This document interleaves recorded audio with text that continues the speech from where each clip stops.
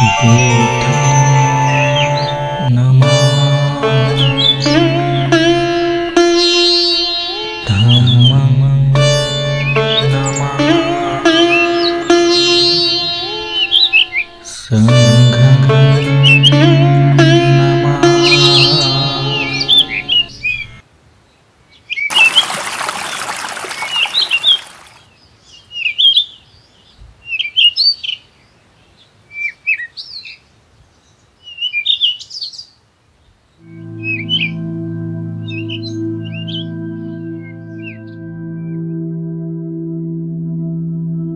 श्रावण पौर्णिमेला पाली भाषेत सावंत मासो म्हणतात। पौर्णिमा साधारण ऑगस्ट महिन्यात येते। या पौर्णिमेला बुद्धांच्या जीवनातील काही महत्त्वपूर्ण घटनांचा संक्षिप्तपणे परिचय। 1. अंगुलीमालाची धम्मदीक्षा। कोसल देशाच्या अरण्यात एक आड्डाण दरोडेखोर राहत होता। तो अरण्यातून येणाऱ्या जाणाऱ्या प्रवाशांना ठार मारायचा। त्यांची एक बोट कापून गळ्यात माळ करून घालत असे। त्यामुळे त्याला लोक घाबरून अंगुलीमाल बोलाचे। ह्या घटनेमुळे त्या नगरात व्यापारी किंवा प्रवासी येण्यास धजत होते। लोकांमध्ये भय निर्माण झाले होते। हे ऐकून कोसलच्या राजा प्रसेनजिताने त्याला पकडण्यासाठी सेना पाठवली, पण त्याचा काहीच उपयोग झाला नाही। भगवान श्रावस्ती येथे जेतवनात राहत असताना अंगुलीमालाने केलेल्या नासधूशीबाबत ऐकले। तथागतांनी अंगुलीमाला सन्मार्गावर आणण्याचा निश्चय केला।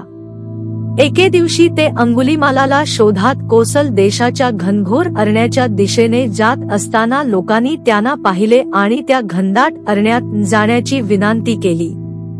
भगवंतांनी लोकांकडे पाहून मौन धारण करून चेहऱ्यावर स्मित आणत त्यांनी काहीच बोलता घनदाट अरण्यात प्रवेश केला। थोडे अंतर चालल्यावर काही अंतरावरून अंगुलीमालाने भगवंतांना आपल्या दिशेने येताना पाहिले। तेव्हा त्याला आश्चर्य वाटले। त्यांच्यावर हल्ला करून ठार मारण्याच्या भाववेशाने तो त्यांच्या दिशेने धावत येत असताना भगवंताच्या रिधीच्या बलाने त्याला तथागत अरण्यात वेगवेगळ्या दिशेने धावत असताना दिसू लागले। धावून थकल्यावर त्याने ओरडत भगवंतांना थांबण्यास सांगितले। हे ऐकून भगवंत म्हणाले, मी केव्हाचा येथेच थांबलो आहे, तूच ह्या भवचक्रात भ्रमण करत आहे। हे शब्द ऐकून त्याचा भाववेश शांत झाला आणि तो त्याच्या जवळ येताच त्याच्यातील सदाचार जागृत झाला। त्याला त्याने केलेल्या कृत्याबाबत मनस्ताप होऊ लागला। त्याने भगवंतापुढे नतमस्तक होऊन प्रणाम केला।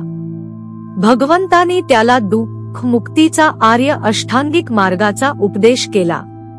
सब संयोजन छेत्वा यो वेन परितस्ति संगघतीन विसंयुक्तम महाब्रूमी ब्राह्मण।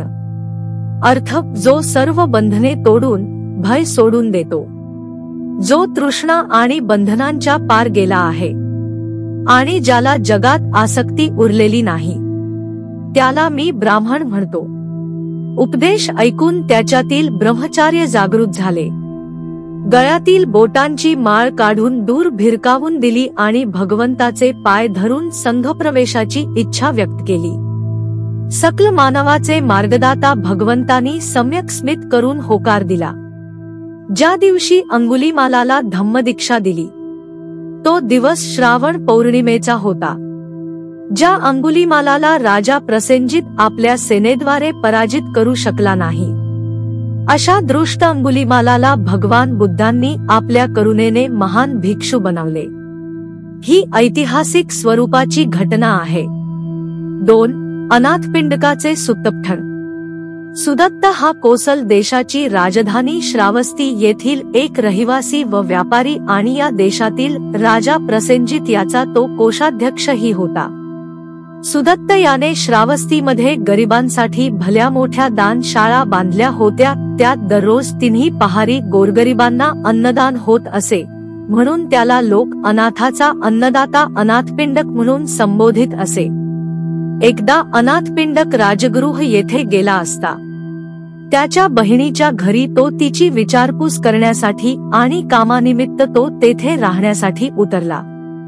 त्यावेळी त्यांच्या घरी भोजनाची जय्यत तयारी चालू होती। त्याने त्याच्या मेव्हण्याला आणि बहिणीला याबाबत विचारले. तेव्हा त्याला भगवान बुद्ध आणि त्यांचा भिक्खुगण संघ भोजनदानासाठी येणार असल्याचे कळले. हे ऐकून तो खूप हर्ष झाला. आज मला ही भगवान बुद्धचे दर्शन करण्यास मिळेल, ह्या श्रद्धेने भगवंतांची वाट पाहत होता.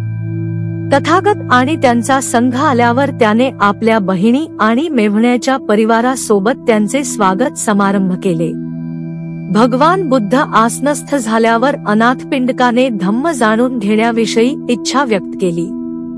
तथागतांनी धम्म जाण्याबाबत त्याची आवड ओळखून त्यांनी कार्यकारण भावाचा सिद्धांत स्पष्ट करून सांगितला आणि शेवटी दानासंबंधी गाथा उपदेशली. सब्बदान धम्मदान जिनाती, सब्बरसन धम्मरसो जिनाती, सब्बरती धम्मरती जिनाती, तढकवयो सब्बदुःख जिनाती. अर्थ, सर्व दानात धम्मदान श्रेष्ठ आहे, सर्व रसात धम्मरस श्रेष्ठ आहे, सर्व रतीत धम्मरती श्रेष्ठ आहे. तृष्णेचा क्षय सर्व दुःख क्षयापेक्षा श्रेष्ठ आहे. अनाथपिंडकाला सत्याचे दर्शन झाले. तथागतांचा धम्म सर्वोत्कृष्ट, सुगम व विवेकशील असल्याचा त्याला कळले. त्याने भगवान बुद्धाच्या चरणाशी मस्तक नमविले आणि हात जोडून त्यांच्या धम्मात उपासकाच्या दीक्षेची विनंती केली. भगवंतांनी करुण हास्याने होकार दिला. दीक्षा घेतल्यानंतर अनाथपिंडक एकदा तथागताकडे आला. श्रावस्तीमध्ये एक विहार बांधाव अशी इच्छा त्याने भगवंताजवळ व्यक्त केली. तथागतांनी शांत मौन राहून दानग्रहणास संमती दिली. विहारासाठी निवडलेल्या उद्यानाची जागा जेत राजकुमाराची होती. ते उद्यान विकण्यास तो तयार नव्हता, परंतु अनाथपिंडकाच्या वारंवार विनंतीमुळे त्याने अनाथपिंडकाला मुदाम अशी किंमत सांगितली की तो पूर्ण करू शकणार नाही. राजकुमार अनाथपिंडकाला म्हणाला, या भूमीवर जेवढ्या सुवर्णमुद्रा पसरवशील तेवढीच भूमी तुला मी देईन. हे ऐकून अनाथपिंडक मनातून खुश झाला. त्याने लगेच सेवकाला आज्ञा दिला. थोड्याच वेळेत सुवर्णमुद्रांनी बैलगाड्या भरून हजारो गाड्या उद्यानात आल्या आणि सुवर्णमुद्रांनी उद्यान पूर्ण झाकले जात होते. हे पाहून जेत राजकुमाराचा अहंकार दुखावला गेला. त्याने अनाथपिंडकाला ही भूमिका हवी आहे ह्याबाबत चौकशी केली असता उद्यानाच्या जागेवर महाविहार बांधून ते भगवंतांना दान करणार असल्याचे कळले. हे ऐकताच त्याने अनाथपिंडकाला थांबण्यास कळविले आणि उर्वरित भूमी राजकुमाराकडून दान म्हणून घोषित केली. त्या जागेवर अनाथपिंडकाने भव्य आणि शोभिवंत महाविहार निर्माण केले. महाविहाराची भूमी जेत राजकुमाराची उद्यान भूमी असल्यामुळे त्याला जेतवन असे नाव दिले. तथागतांना महाविहार दान करताना अनाथपिंडक म्हणाला, अखिल जगातील मानवतेच्या कल्याणासाठी आणि भिक्खू संघाच्या उपयोगासाठी हे जेतवन महाविहार मी भगवंतांना दान देत आहे. तथागतांनी या दानाचा स्वीकार केला आणि सम्यक करुणेने म्हणाले, सर्व अमंगलावर विजय प्राप्त होवो. ह्या दानाने दात्याचे आणि अखिल जगातील मानवजातीचे कल्याण होवो. पिकांच्या वृद्धीकरता वेळेवर पाऊस पडो. संसारातील प्राणीमात्रांची वृद्धी होवो आणि राज धार्मिक होवो. अनाथपिंडक हा तथागताच्या 80 प्रमुख शिष्यांपैकी एक होता. त्याला प्रमुख धम्मदाता ही पदवी दिली होती. भगवान बुद्धांनी ज्ञानप्राप्तीनंतर एकूण 45 वर्षांपैकी 25 वर्षावास श्रावस्ती येथे केले. वर्षावासातील एका श्रावण पौर्णिमेला अनाथपिंडकाने 160 सुत्त तोंडपाठ म्हणून दाखविले. इतके त्याचे पाठांतर अद्भुत होते. ही ऐतिहासिक स्वरूपाची घटना आहे. 3. पहिली धम्मसंगती. भिक्षू संघात उतार वयात दाखल झालेला सुभद्र नावाचा एक वयोवृद्ध भिक्षू होता.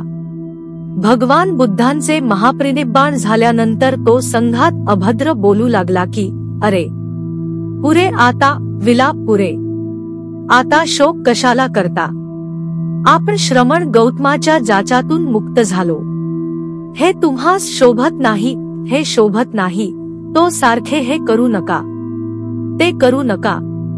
हा अधम्म आहे असे सांगून सांगून हैराण करून सोडले होते. आता आपल्याला हवे ते करता येईल आणि नको ते करायची गरज पडणार नाही.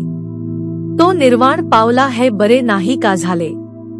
मग कशासाठी रडता? शोक कशाला करता? ही तर आनंदाची घटना आहे.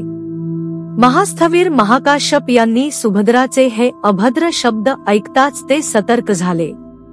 त्यांनी भिक्खू संघाला एकत्र करून संबोधित केले, भिक्खूनो, अधम्माची मुळे वाढू लागली आहे, धम्म नष्ट होण्यास सुरुवात झाली आहे, विनयाचा पतन होऊ लागले आहे.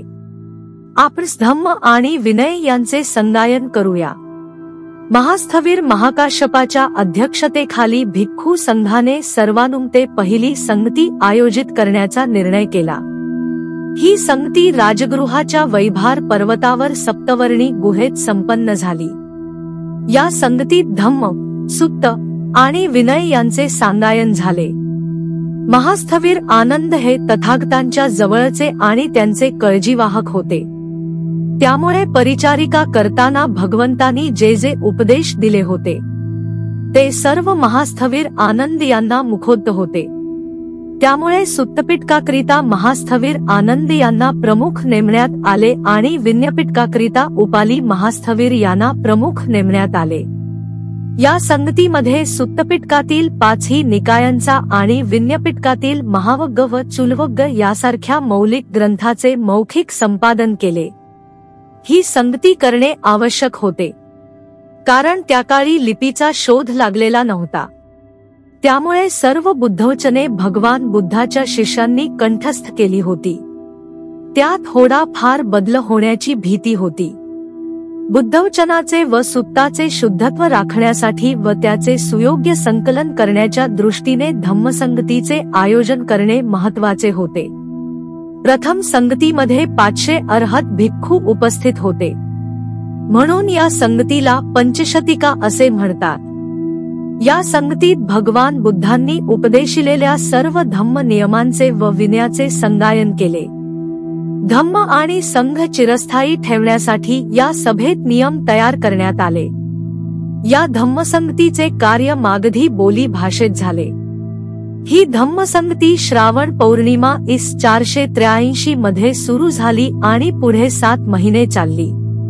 या संगतीत तथागतांनी उपदेशिलेल्या 84,000 उपदेशांना उपस्थित शिष्यावर्गाकडून कंठस्थ करण्यात आले. या संगतीचे आयोजक व संरक्षक मगधनरेश अजातशत्रू होते. ही बाब बौद्ध जगात गौरवास्पद असून ऐतिहासिक स्वरूपाची घटना आहे. 4. वर्षावास. श्रावण पौर्णिमा ही साधारणत ऑगस्ट महिन्यात येते. पावसाळ्याचे दिवस असतात. या दरम्यान भिक्खू धार्मिक कृत्यात अधिक लक्ष देतात, ध्यानसाधनेत अधिक वेळ व्यतीत करतात आणि भगवान बुद्धाचा धम्म प्रचाराचे कार्य अधिक प्रमाणात केले जाते.